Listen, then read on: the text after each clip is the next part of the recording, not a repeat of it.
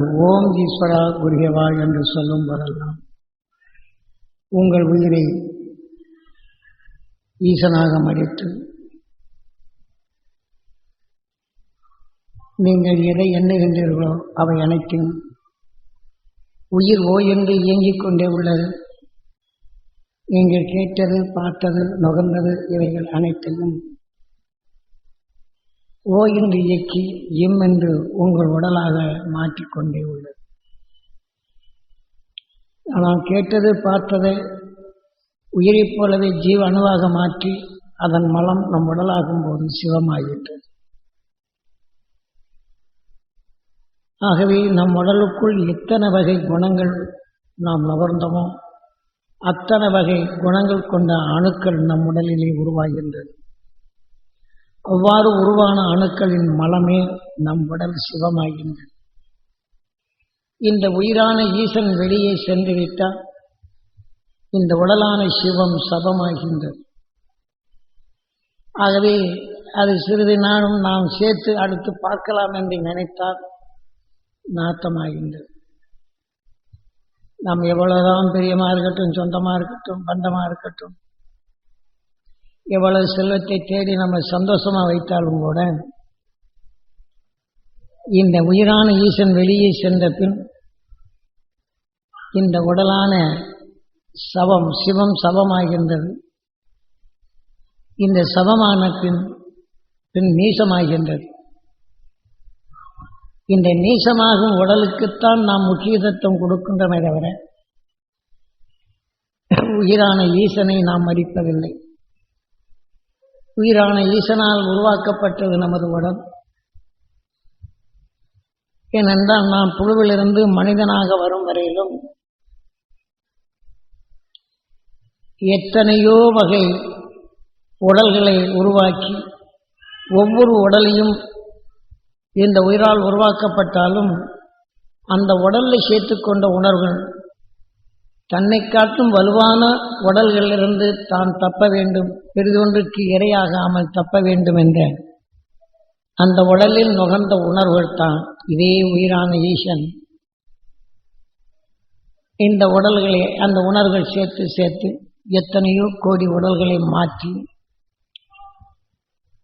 இதே உடல் மனித உடலாக உருவாக்கியுள்ளது நமது உயிர். நமது வாழ்க்கையில் நாம் சொந்தமும் பந்தமும் கொண்டாடுவதெல்லாம் இந்த உடலில் சம்பந்தப்பட்டது.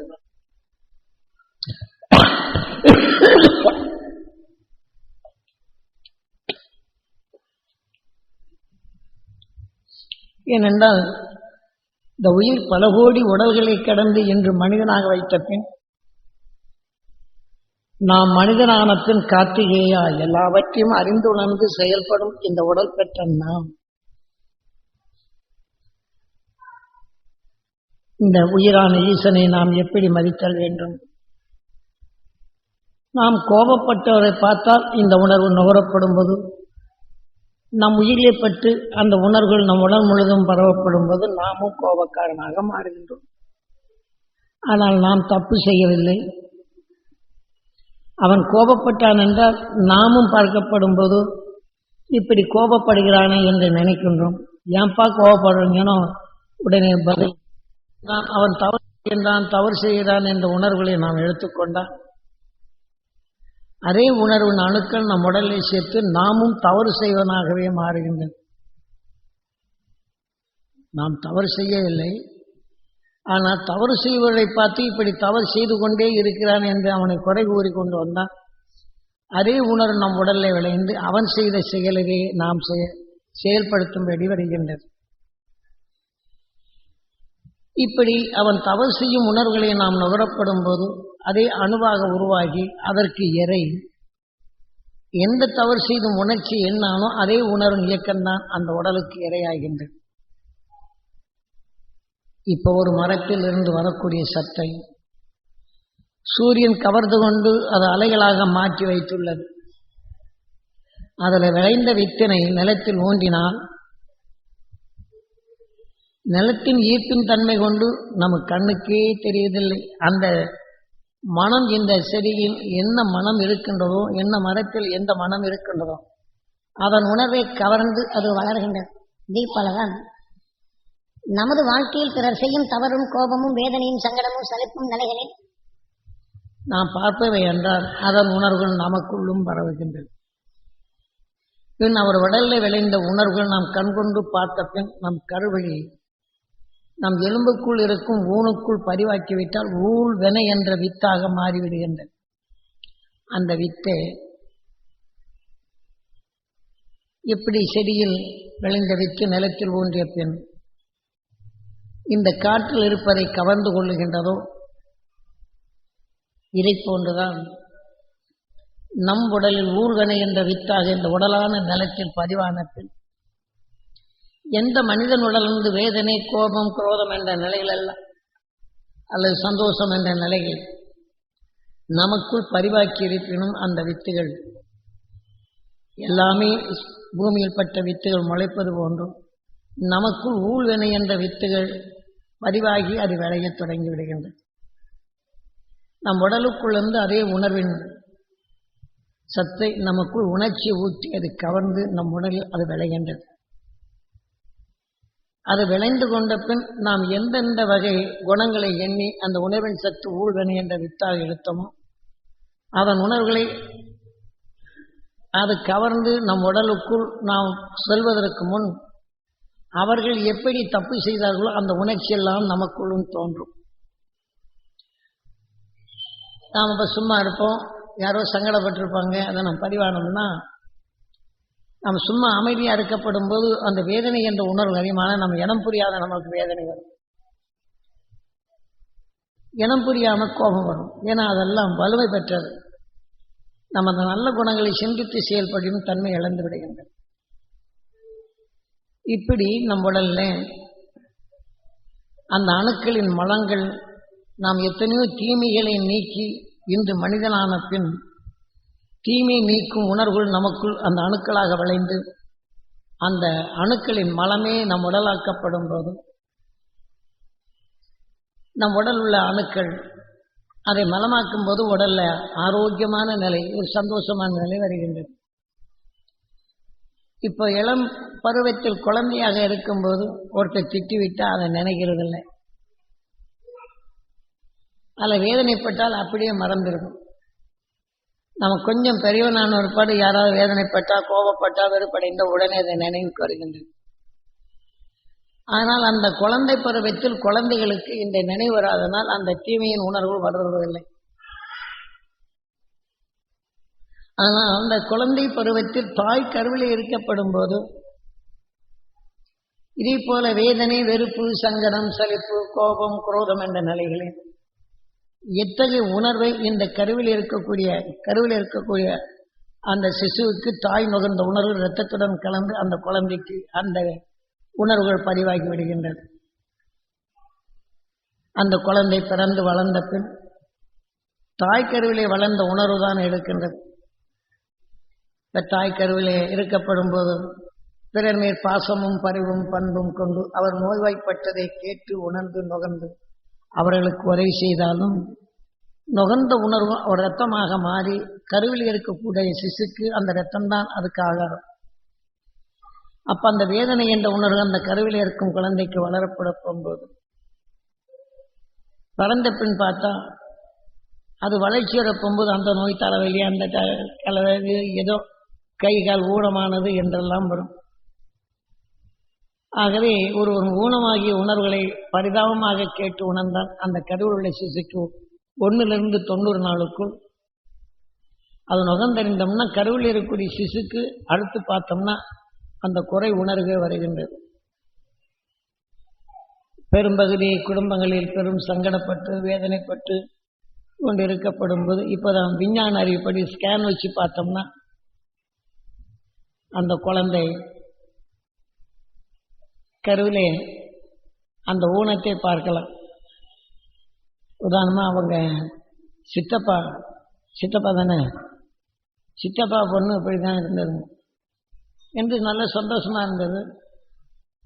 கட்டி கொடுத்த இடத்துல நல்ல கர்ப்பமாக இருக்கும்போது ஒருத்தருக்கு ஒருத்தர் பல வேதனையான நிலை. வீட்லேயும் வேதனை, அவங்க வீட்லேயும் வேதனை.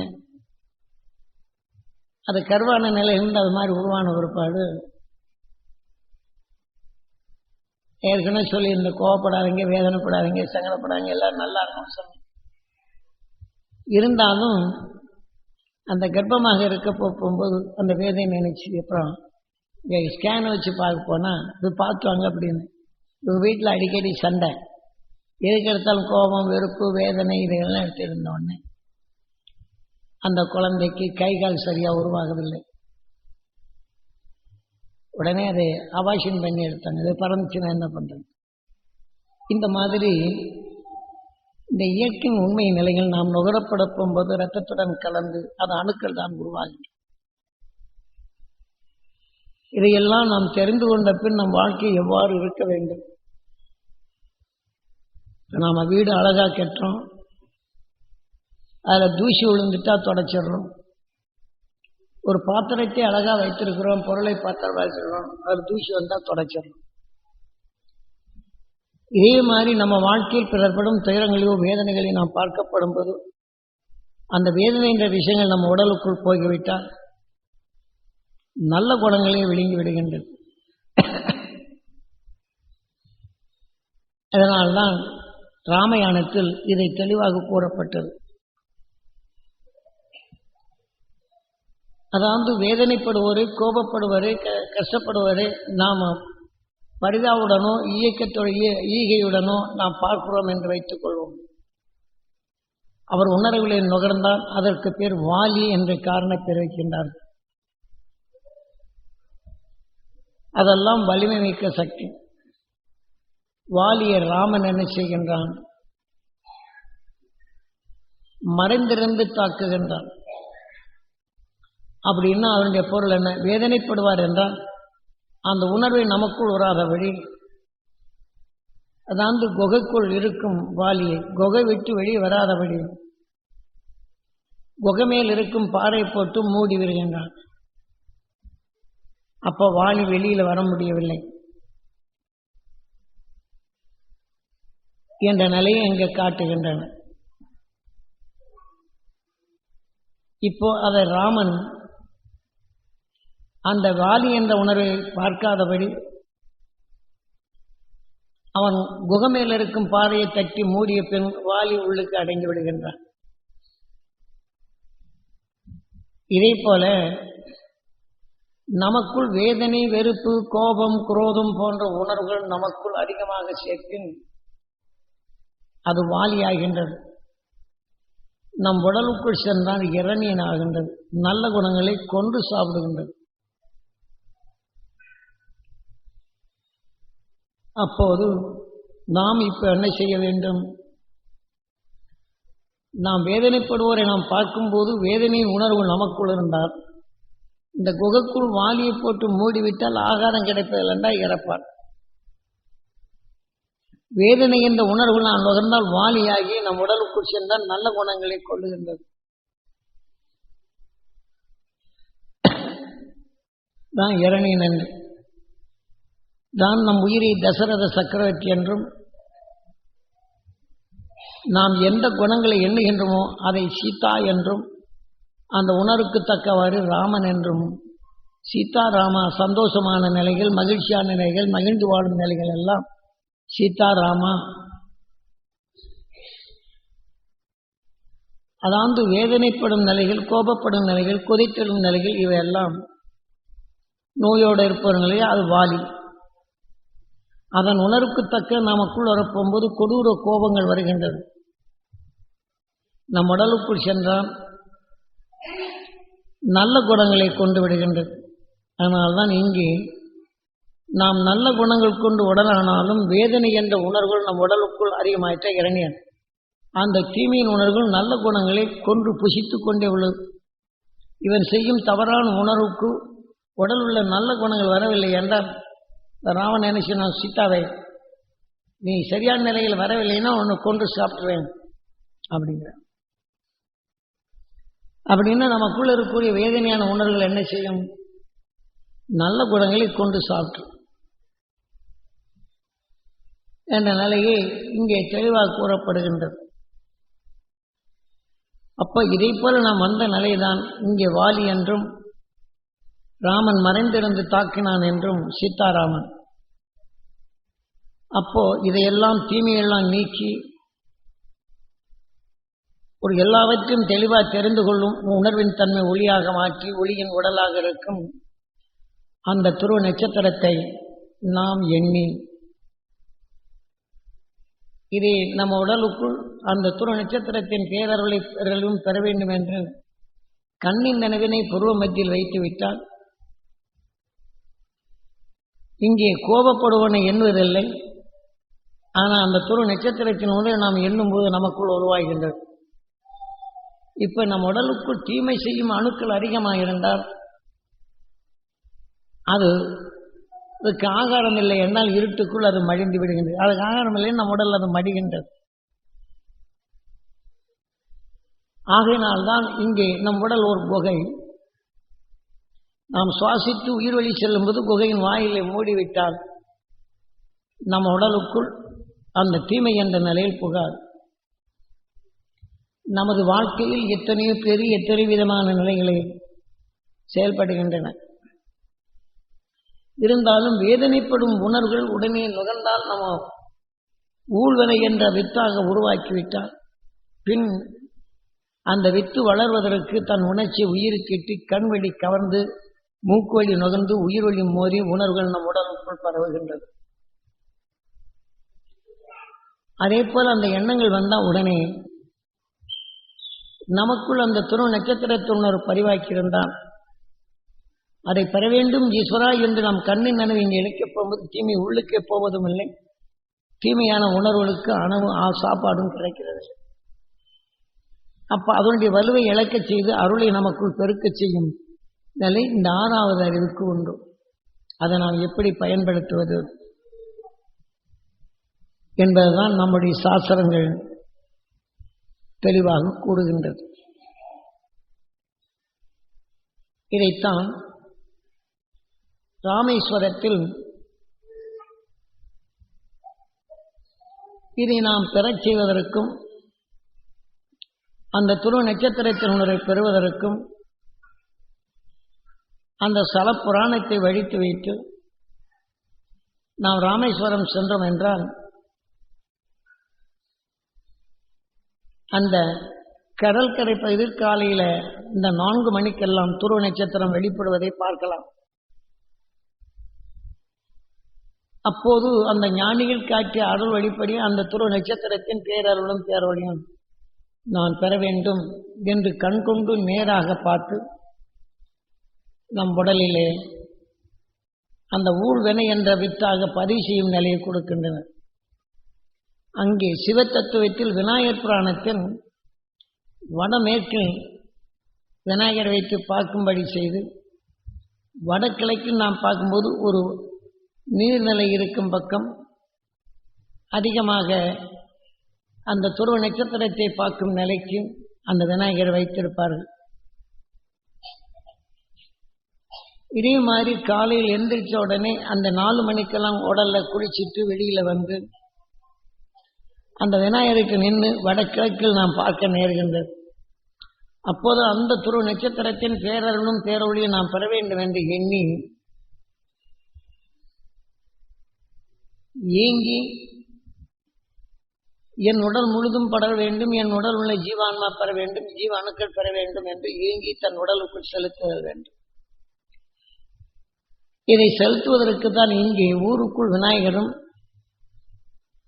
ராமாயண காவியப்படி சலப்புராணம் ராமேஸ்வரம் என்றும் நாம் எண்ணத்தால் நாம் எதை எண்ணுகின்றோமோ அந்த உணர்வின் தன்மை நாம் சுவாசிக்கும் போது நம் உயிரை பட்டு அந்த உடல் இயக்க வேண்டும். நாம் எண்ணத்தால் உருவாக்கப்பட்ட இந்த உடல் தான் ராமேஸ்வரம். நாம் எந்தெந்த தீமைகளை நீக்கி நாம் உணர்வின் தன்மை எடுத்து சீதாராமன் ஆக நம்ம உடல்ல எண்ணியதே நம் உயிர் ஈசனாக இருந்து இந்த உடலான படத்தை உருவாக்கினது ராமேஸ்வரம் என்று இந்த உடலுக்குள் பேர வைக்கின்றனர் ராமேஸ்வரம் என்று. நாம் என்ன செய்றோம்? ஆனால் சாதாரண மக்களும் இதை தெரிந்து கொள்வதற்காக சல புராணத்தை வடித்து வைத்து எல்லா தீமைகளும் நீக்கி உணர்வின் தன்மையை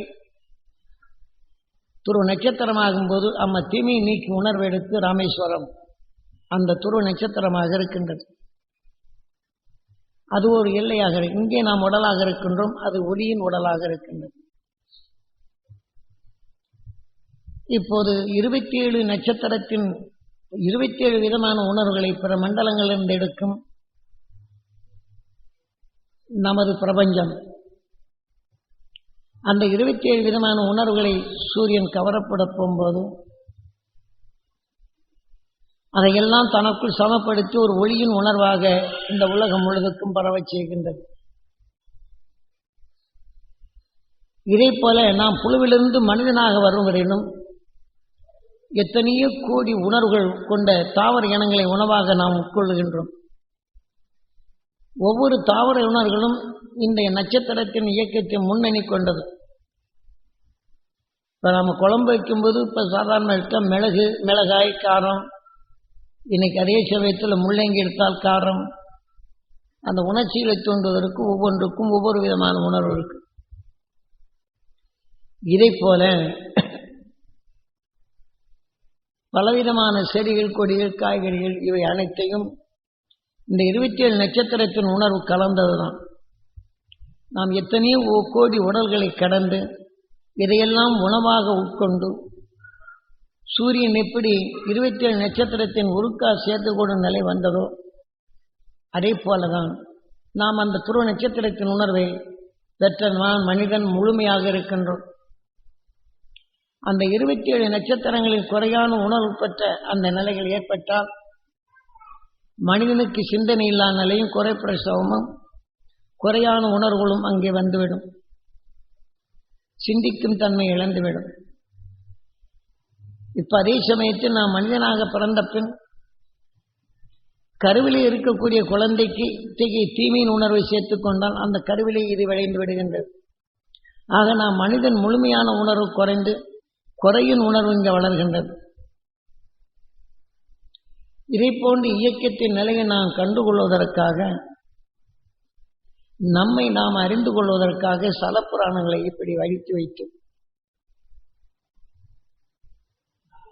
இதை அந்த துருவ நட்சத்திரத்தை பார்க்கப்படும் போதும் துருவ நட்சத்திரத்தின் பேரருளும் பேரொழியும் நாம் பெற வேண்டும் என்று நம் உடலுக்குள் அந்த உணர்வின் வலு சேர்த்து நாம் பழகிக்கொண்டால் நம்முடைய மூதாதைகள்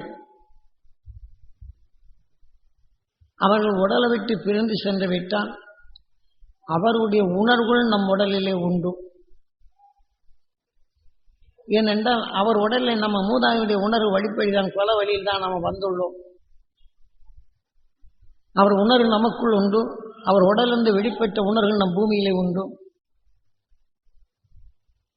அதை தொடர்கொண்டு நாம் இந்த துருவ நட்சத்திரத்தை எண்ணி ஏங்கி அந்த துருவ நட்சத்திரத்தின் பேரருளும் பேரொழியும் நாம் பெற வேண்டும்.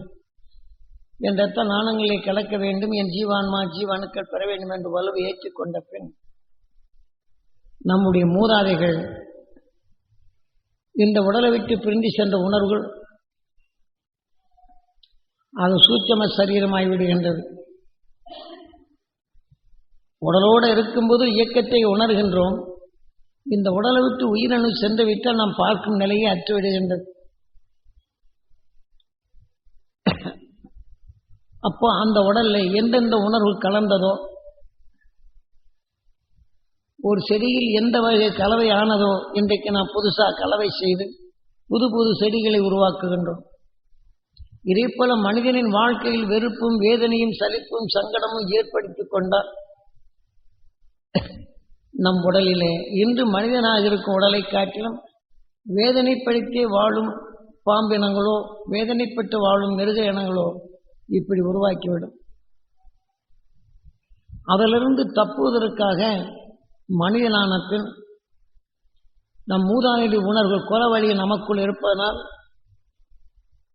நாம் அந்த துருவ நட்சத்திரத்தின் பேரருளும் பேரொழியும் பெற வேண்டும் என்று நம் உடலில் சேர்க்கப்பட்டு அது வலுவான பின் எங்களுடன் வாழ்ந்து வளர்ந்து உடலை விட்டு பிரிந்து சென்ற எங்கள் மூதாதைகளான எங்கள் குலதெய்வமான அந்த உயிரான்மாக்கள் அந்த சப்தரிஷி மண்டலத்துடன் இணைந்து எங்களையெல்லாம் காக்க எத்தனையோ வேதனைப்பட்டு எங்கள் வம்சாவளிகளை வளர்த்த எங்கள் மூதாதைகளுடைய அந்த உயிரான்மாக்கள் அந்த சப்தரிஷி மண்டலத்துடன் இணைந்து இந்த உடல் பெற்ற அந்த தீய உணர்வெல்லாம் கரைந்து துருவ நட்சத்திரத்தின் ஈர்ப்பு வட்டத்தில்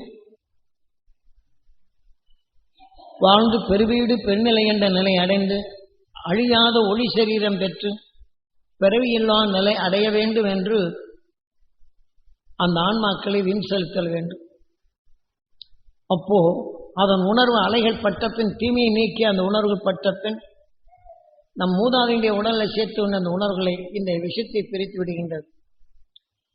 எப்படி சூரியன் தன் உடலிலே விளையும் பாதரசத்தால் மோதி மற்ற 27 நட்சத்திரங்கள் விஷத்தன்மை கொண்டால் அது தன் அருகிலே வந்தால் தன் பாதரசத்தால் மோதி விஷத்தை பிரித்துவிட்டு தனக்குள் அந்த உணர்வின் தன்மை பாதரசமாக மாற்றி தன் உலகையே இன்னைக்கு சிருஷ்டித்துக் கொண்டுள்ளது.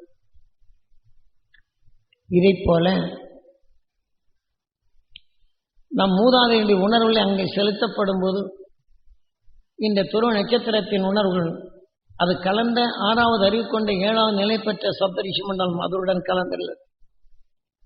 நம் மூதாதையில் அங்கே வின் செலுத்தினால் சூரியன் எப்படி தன் அருகிலே வரும் பாதரசத்தை மோதி விஷத்தை பிரிக்கின்றதோ இதே போல அந்த சப்தரிஷி மண்டலமும் துருவ நட்சத்திரமும் அதன் அருகிலே வரப்படும் போது தன் உணர்வால் இந்த ஆன்மாவில் உள்ள நிலையில் மோதி இது கிடைத்து மீண்டும் பிரபஞ்சத்தில் பரவச் செய்து விடுகின்றது. ஏனென்றால் உயிரென்ற காந்தம் நாம் எண்ணுவதை நுகர்வது போல அந்த துருவ நட்சத்திரத்தின் ஈர்ப்பு வட்டத்திற்குள் சென்றால் இந்த உயிரும் ஈர்க்கும் தன்மை வரும்போது அந்த ஒளியின் உணர்வை அது நுகர்ந்து அது ஒளியின் உடலாக மாறுகின்றது. ஆகவே அவர் ஒளியின் உடலாக மாறினார். அவர் கொலை வழியில் நாம் இருக்கப்படும் போது நம்மை காத்திடும் எத்தனையோ உணர்வு பெற்றவர்கள் நம் மூதாதைகள். அப்ப உணர்வுகள் நமக்குள் இருப்பதனால் இதை எளிதில் அந்த துருவ நட்சத்திரத்தின் உணர்வை நமக்குள் பெற்று நமக்குள் வரும் எத்தகைய தீமை என்றாலும் மாற்றிக்கொள்ளும் தன்மையும் நாம் எண்ணும் போது அந்த உணர்வை எளிதில் நாம் பெறக்கூடிய தகுதியும் பெறுகின்றோம். இன்று உதாரணமாக வைத்துக் கொள்வோம், நம் குழந்தை மேல் பாசமாக இருக்கின்றோம். அவன் சரியாக செயல்படுத்தவில்லை என்றால் வேதனை என்ற உணர்வை நமக்குள் பதிவாக்கிக் கொள்ளுகின்றோம். ஏனென்றால் அப்படி வேதனை நாம் பதிவாக்கப்படும் போது அடிக்கடி அவனை நம் குழந்தைய வர்றவங்கிட்ட என்ன பாருங்க, அவன் சொன்னபடி நம்ம கேட்கவே மாட்டேங்க. என்னங்க பையன் பிறகு ஏன் கேட்குறீங்க, அவன் சொன்னபடியே கேட்கறது இல்லைங்க. அதைத்தான் குறும்புத்தனம் பண்றாங்க, ரொம்ப சேட்டை பண்றாங்க, தொல்லையே கொடுத்துக்கிட்டு இருக்கிறாங்க அப்படின்னு திருப்பி எண்ணப்படும் போது இந்த குழந்தை இவர்கள் எண்ணி எடுக்கும்போது அந்த குழந்தையின் உணர்வு தாக்கப்பட்டு மீண்டும் மீண்டும் அவன் கெட்டது தான் செய்யும் நிலை வருகின்றதை தவிர அவனுக்குள் திரிந்து வாழும் தன்மை இல்லை. ஆனால் அவனை பற்றி அதிகமாக வேதனைப்பட்டு விட்டால் ரோட்ல நடந்து செல்லும் போது கவனம் குறைந்து சைக்கிள் இதில் போய் மோதிடுவான். அதை மோதி வந்த உடனே நீ குறும்புத்தனம் பண்ணதுனால தான் உனக்கு இந்த மாதிரி என்று நாம் அதை சொல்வோம். ஏனென்றால் அவன் குறும்புத்தனத்தை பதிவாக்கி நாம் நினைக்கப்படும் போது அவன் சிந்தனை குறைந்து ஆக்ஷன் ஆகிறான் தெரியாது. இதே போல நண்பருக்குள் நாம் பழகி வெறுப்பான உணர்வுகளானால் எனக்கு துரோகம் செய்தான் என்றால் அமெரிக்காவில் இருந்தாலும் கூட அந்த வெறுப்பு உணர்வு அங்கே தாக்கப்பட்டு அவன் உணவு உட்கொள்ளும் போது குறைபாடுகின்றது, இந்த உடலையே இயக்குகின்றது. அப்போ உணவு உட்கொள்ளும் போது குறைபாடுகின்றது. ஒரு பருக்க தெரியாம நுரையீரலுக்குள்ள போயிட்டு அந்த மூச்சு இழுக்கும்போது போயிட்டா க்ளோஸ். அதே வாகனம் ஓட்டும் போது இதே மாதிரி எண்ணினால் விபத்துகள், தொழில் செய்யும் போது இதே மாதிரி செய்யணும், எந்திரத்தில் கை விடுதல் அல்லது மோதுதல், இதே போல உணர்வு வந்து விடுகின்றது. ஏன்னா ஒருத்தருக்கு ஒருத்தர் நாம் தொடர் கொண்டுதான் வாழ்கின்றோம், எவரும் தப்பவில்லை. எதன் உணர்வு இயக்கமோ அதன் வழிதான் இயக்குகின்றது. இதை போலதான் மூதாதையுடைய உணர்வு நமக்குள் இருப்பதனால் சூட்சம சரீரம் அடையப்படும் போது ஒளியின் உடலாக பெற்ற அந்த துருவ நட்சத்திரத்தின் உணர்வு நாம் ஏங்கி பெற்று நமக்குள் வலுவாக்கி நம் மூதாதைகளின் உணர்வு நம் உடலுக்குள் இருப்பதனால் இந்த உடலை விட்டு எங்கள் மூதாதைகள் உடலை விட்டு பிரிந்து சேர்ந்த அந்த ஆன்மாக்கள் அந்த சப்தரிஷி மண்டலத்துடன் இணைந்து உடல் பெற்றும் உணர்வுகள் கரைந்து பெருவீடு பெண்ணிலை என்ற நிலை அடைந்து அழியாத ஒளி சரீரம் பெற வேண்டும் என்றால் நாம் அந்த துரு நட்சத்திரத்தின் உணர்வு வலு கொண்டு இந்த ஆன்மாவை வின் செலுத்தலாம். அந்த மாதிரி வின் செலுத்தி நாம் பழகிவிட்டால் இன்று பிதர்களுக்காக வேண்டி நினைவு நாளை கொண்டாடுவோம். இப்ப சாதாரணமாக எப்படி